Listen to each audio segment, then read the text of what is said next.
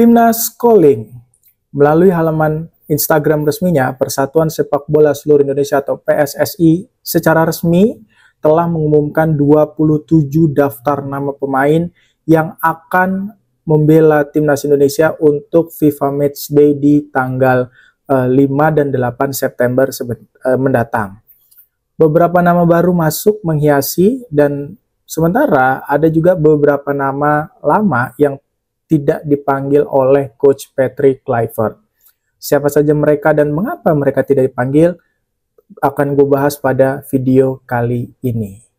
Halo football fans, balik lagi bareng gue Guntur Widianto dalam program Football Is Me, bahas isu sepak bola dalam dan luar negeri.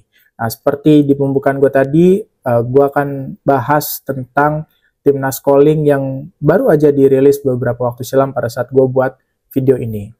Oke, jadi gue akan bacakan dulu bahwa Timnas Calling ini ditujukan untuk pertandingan uji coba sebelum Timnas Indonesia masuk ke kualifikasi keempat Piala Dunia pada tanggal 8 dan 11 Oktober mendatang. Nah, tentunya ini juga masuk ke dalam kalender FIFA, artinya ini pertandingan resmi sekaligus menjadi ajang persiapan Timnas kita untuk menghadapi Saudi dan Irak mendatang. Pertandingannya ada dua pertandingan, yaitu di tanggal 5 dengan tanggal 8. Nah, Timnas Indonesia lebih dulu akan menghadapi Timnas Kuwait di tanggal 5, kemudian di tanggal 8-nya baru akan bermain melawan Timnas Lebanon. Nah, pertandingannya digelar di Gelora Bung Tomo, Surabaya ya, jadi bukan di Jakarta. Nah, ini ada alasan menarik sebenarnya kenapa GBT atau Gelora Bung Tomo dipilih sebagai venue atau tuan rumah. Ini kalau gue baca dari beberapa sumber artikel mengatakan bahwa Ketum PSSI Erick Thohir ini bilang bahwa supaya untuk membiasakan pemain-pemain timnas ini tidak hanya bermain di Jakarta saja. Supaya kalau gue nangkep sih, gue merangkumnya supaya sense of belonging-nya itu tidak hanya bertumpu di Jakarta tetapi juga di beberapa daerah, dengan catatan venue-nya atau stadionnya itu memenuhi standar FIFA. Jadi pada akhirnya diputuskan di Surabaya. Nah, kalau secara teknis, kalau gue sih berpendapat juga bahwa penentuan Surabaya ini lebih kepada faktor cuacanya, faktor suhunya yang lebih lembab dibanding Jakarta, sehingga ini bisa paling tidak menjadi gambaran untuk timnas kita pada saat bertanding melawan Saudi dengan Irak nanti. Karena memang pure tujuan dari diadakannya FIFA Matchday dan uji coba kali ini adalah untuk mempersiapkan timnas Garuda untuk bertanding di kualifikasi keempat Piala Dunia. Jadi tinggal sedikit lagi langkah kita untuk merebut mimpi kita supaya timnas masuk ke Piala Dunia. Oke, jadi gue akan masuk ke dalam, ke peringkatnya dulu nih. Peringkatnya Kuwait itu sekarang berada di peringkat 138 dunia, di bawahnya timnas kita yang berada di posisi 118, sementara untuk Lebanon ini berada di peringkat 112. Akan sangat bagus kalau timnas kita bisa meraih sapu bersih angka, poin, karena nanti dihitung di kalender FIFA dan itu bisa mempengaruhi ranking timnas kita. Nah, sekarang gue akan masuk ke dalam daftar 27 nama pemain yang dipanggil oleh Patrick Kluivert dan jajarannya. Yang pertama, dari penjaga gawang, ini ada 3 nama, yaitu Emil Audero, Hernando Ari, dan Nadeo.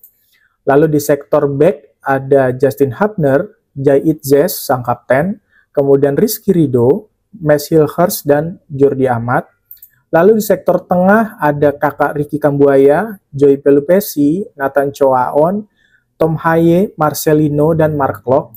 Sementara di sektor flank atau sektor winger atau sektor sayap, itu diisi nama-nama lama seperti Shane Patinama, Eliando Reinders, Kevin Dix, kemudian Sandy Walsh, Dean James, Yance Sayuri, dan Calvin Verdong. Sementara di sektor depan ini ada 6 nama pemain, yaitu Ramadan Sananta, kemudian Stefano Lillipali, Egy Maulana Fikri, Yakob Sayuri, Ragnar Uratmangun, dan yang terakhir Beckham Putra.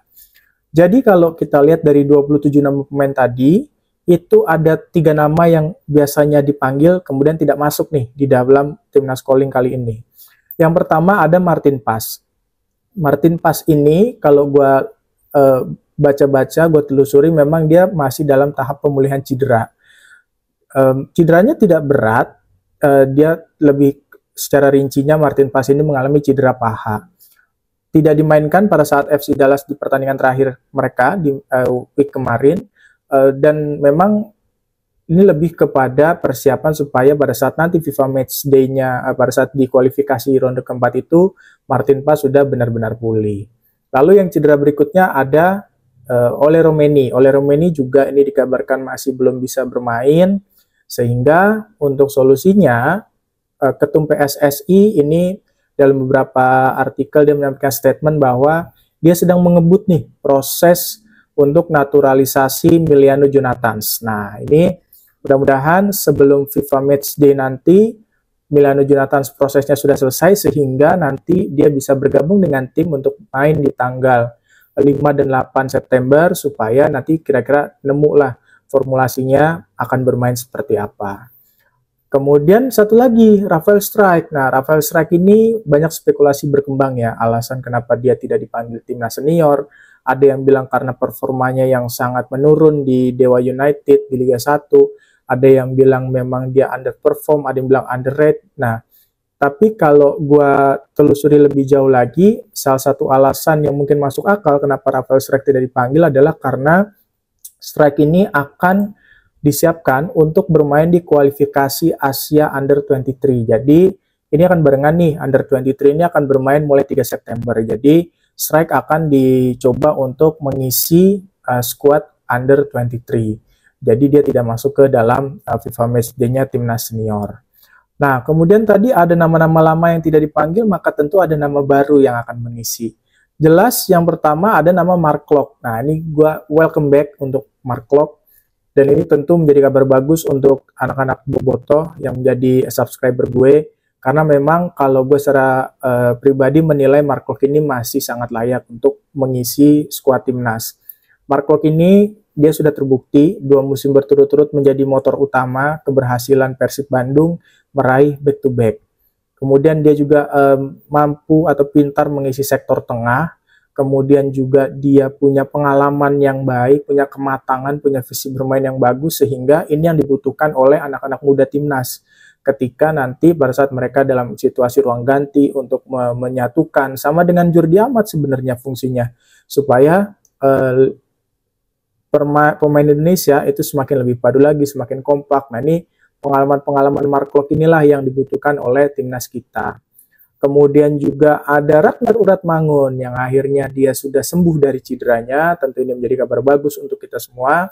Dan kemarin sudah sempat main di klubnya. Dan ini menjadi positif ya. Karena nanti kita lihat nih, dengan kalau nanti pada saat tanggal 5 September nanti ternyata proses naturalisasinya Miliano Jonathans itu belum selesai, maka tentu dengan kembalinya Ragnar Uratmangun ini bisa menjadi opsi. Apakah nanti Patrick Kluivert akan bermain sama dengan Sintayong di era sebelumnya, yaitu memainkan striker palsu atau false nine, atau misalnya dia punya strategi apa. Nah, ini tentu menarik untuk kita semua tunggu, untuk kita semua nantikan.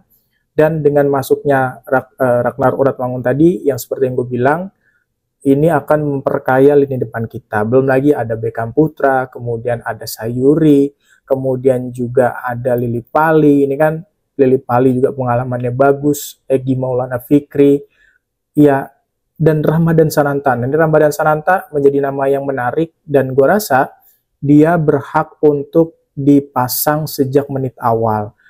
Lagi-lagi gue bukan mendahului keputusan pelatih, tapi lebih kepada beberapa match dia tunjukkan ketika dia abroad, justru dia menunjukkan kualitasnya. Dia sudah mencetak gol. Artinya dia tidak perlu waktu untuk beradaptasi dengan timnya, tidak perlu waktu lama, dan dia sudah membuktikan bahwa Ramadan Sananta masih menjadi bagian dari striker timnas kita yang sangat tajam.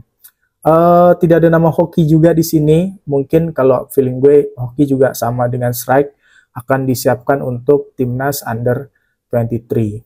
Nah, pada akhirnya di video ini gue tentu kita semua berharap ya, iya kita semua berharap kemenangan, tapi pesan yang ingin gue sampaikan adalah akan lebih baik atau lebih bermanfaat ketika pertandingan ini dijadikan ajang uji coba Patrick untuk melakukan strategi, menerapkan beberapa strategi skema taktik supaya pada saat melawan Saudi dan Irak nanti artinya tidak ada kebuntuan. Misalnya kalau satu skema tidak berjalan, maka tentu bisa menerapkan skema yang lain.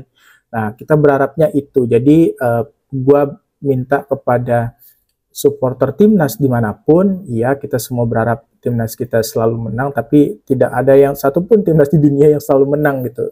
Yang terpenting adalah ada progres, yang penting adalah ada persiapan, dan yang paling utama adalah kita bisa lolos sebagai paling nggak runner up lah di kualifikasi Piala Dunia nanti. Syukur-syukur kita bisa mengalahkan Irak, atau kita bisa mengalahkan Saudi yang mana kita pernah lakukan itu, dan menahan imbang Irak. Nah, kalau kita udah jadi runner itu kan kita sudah runner up masuk ke kualifikasi kelima. Tapi kalau syukur-syukur bisa kita sapu bersih di kualifikasi bulan Oktober nanti, maka tentu langkah kita, mimpi kita untuk menuju Piala Dunia tinggal sedikit lagi.